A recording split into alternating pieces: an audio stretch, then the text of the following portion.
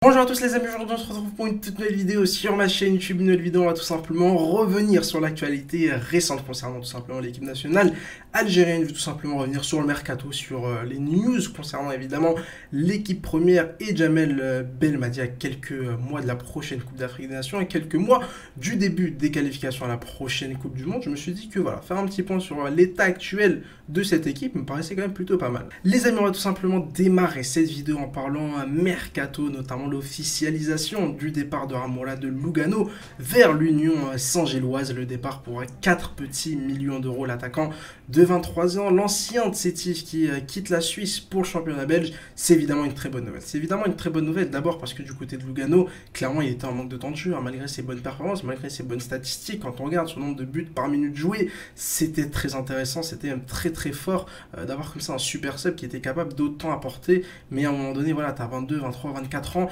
tu commences petit à petit à entrer dans le moment le plus important de ta carrière, hein. Généralement, le prime du footballeur, c'est voilà, entre 26 et 32 ans globalement, en moyenne, et clairement, tu commences voilà, à arriver à un niveau de maturité suffisamment intéressant où tu te dis, faut t'imposer en Europe. Voilà, tu n'as plus 17, 18, 19 ans où tu peux prendre ton temps, où tu peux observer. Non, il faut être titulaire, il faut jouer tous les week-ends, il faut jouer même 2 fois par semaine avec la Coupe d'Europe. Et clairement, c'est vraiment une très bonne nouvelle de le voir aller du côté de l'Union saint-géloise en Belgique. C'est un club travailleur, c'est un club qui se trompe quand même rarement du côté de ses profils. C'est un club qui a fait une super saison, notamment avec une belle épopée européenne hein, l'année dernière du côté de la Belgique. Bref, c'est vraiment une très bonne nouvelle pour Amora, d'abord parce qu'il va enfin, j'espère, se retrouver dans un club qui avait vraiment envie de lui. C'est vrai que du côté de Lugano, il n'a jamais vraiment eu de confiance, il n'a jamais vraiment eu de continuité hein, du côté de la Suisse. Et on pouvait même se poser des questions. Pourquoi est-ce que Lugano l'a recruté? Est-ce que c'est qu'une histoire d'agent? Est-ce que c'est qu'une histoire de commission? Est-ce que c'est qu'une histoire voilà, de sous de table? Est-ce que Lugano avait vraiment envie d'Armola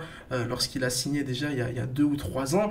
Là, vraiment, l'Union saint-géloise, c'est une équipe qui travaille, c'est un excellent directeur sportif, c'est une équipe qui se trompe quand même assez peu ces dernières saisons sur ses profils recrutés, et je suis convaincu qu'ils vont réussir à le faire progresser, et surtout, je suis convaincu qu'ils vont réussir à le mettre en lumière, parce que clairement, ils ont fait une super affaire en le recrutant pour 4 millions d'euros. Moi, c'est un joueur que j'apprécie énormément, c'est voilà, une petite bombe supersonique qui court hyper vite, qui pourrait faire beaucoup de bien à la sélection algérienne, et évidemment, on peut lui souhaiter qu'une seule chose, s'imposer dans son club en Belgique, et puis surtout, voir vers l'avenir et pourquoi pas espérer un départ dès la saison prochaine après une grosse saison du côté de la Belgique. J'avais fait une vidéo il y a quelques jours où je vous avais tout simplement annoncé hein, le départ de Slimani de l'Europe vers le Brésil du côté de Coritiba. C'est évidemment voilà, des images qui nous ont fait extrêmement plaisir. En tout cas, moi, c'est des images qui m'ont fait super plaisir de voir comme ça Islam Slimani arriver telle une superstar du côté du Brésil. Et c'est vrai que j'ai vraiment apprécié la couverture médiatique du club. Alors évidemment, le club a fait une grosse gaffe, une grosse bêtise en annonçant Slimani avec une carte complètement modifiée de l'Algérie. Ils se sont évidemment quand même excusés. Ils ont rectifié leur erreur. Et ils ont évidemment vite remis la vérité au goût du jour. Mais surtout, voilà, moi j'ai vraiment kiffé voilà, le fait qu'ils soient vraiment accueillis comme une superstar du côté du Brésil. Encore une fois, j'avais vraiment envie de refaire un message pour Islam Slimani. C'est un parcours inspirant, c'est un parcours qui devrait inspirer absolument tous les jeunes Algériens qui ont envie de devenir footballeur professionnel. Clairement, un parcours exceptionnel pour Slimani qui en a encore dans le ventre et qui a encore faim de but. Et on espère évidemment que du côté du Brésil, ils vont en mettre beaucoup. On va finir cette petite page mercato avec une rumeur qui concerne cette fois-ci Fares Chaibi, hein, le jeune joueur du Toulouse, devrait tout simplement quitter la France dans les prochaines heures, dans les prochains jours pour l'Eintracht Francfort. On parle tout simplement d'un transfert qui devrait avoisiner les 17 millions d'euros. Alors évidemment, rien d'officiel, hein. Toulouse est vraiment en train de négocier pour essayer de gratter quelques millions d'euros. Il avait été pas mis hein, dans le groupe pour affronter le Paris Saint-Germain le week-end dernier. J'espère évidemment qu'il va rapidement voilà, clore tout simplement son transfert, soit sur un départ, soit je reste. Mais évidemment, tu peux pas te permettre voilà, de ne pas jouer en ce début de saison, c'est la préparation physique, tu commences à prendre un peu du retard sur les autres, que ce soit du côté de l'Eintracht Francfort ou du côté de Toulouse, si tu restes au niveau de ta condition physique, au niveau de ton rythme.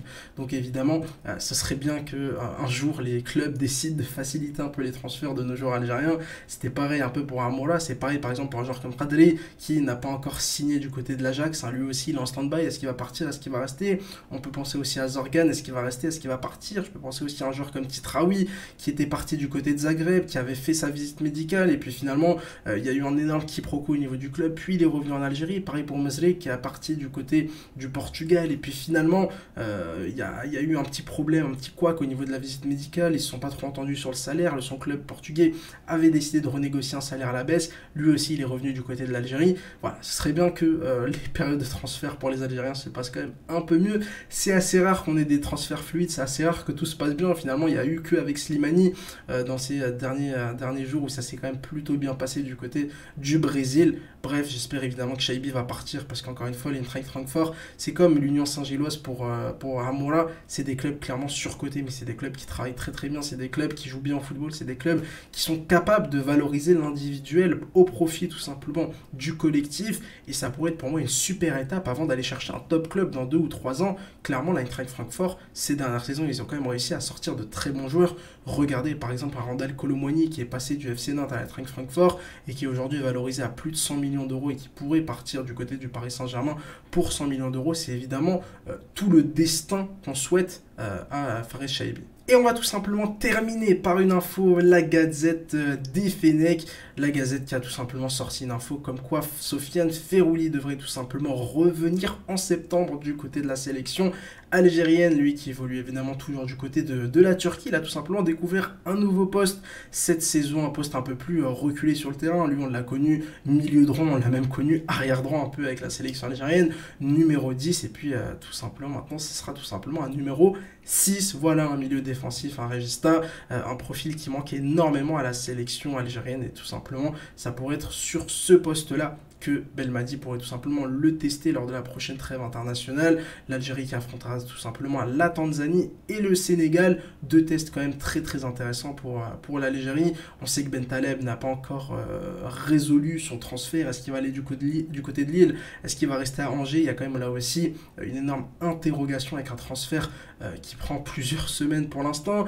Il y a évidemment d'autres joueurs comme Shaibi par exemple qui sont aussi en instance de départ, donc c'est quand même assez compliqué. Ça commence un peu à se libéré du côté du milieu de terrain de la sélection algérienne, et on pourrait du coup revoir Sofiane Ferrouli au poste de numéro 6 avec évidemment son numéro 10. Personnellement, évidemment, un retour de Ferrouli, je suis pour, parce que c'est un joueur qui n'a jamais triché, c'est un joueur qui a toujours tout donné pour la sélection algérienne. Et puis voilà, c'est 2 matchs entre guillemets amicaux. Le match face à la Tanzanie compte pour pas grand-chose, hein.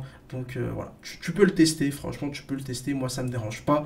Il n'est pas non plus parti de chercher un Adlen Guedioura. Voilà, avec tout le respect que j'ai pour Guedioura, je pense que c'est un joueur qui, voilà, son histoire avec l'Algérie est quand même globalement terminée. Mais voilà, Ferrouli peut encore apporter. La prochaine CAN, elle va quand même arriver très rapidement. C'est un joueur expérimenté, c'est un joueur qui a du coffre, c'est un joueur qui a du physique.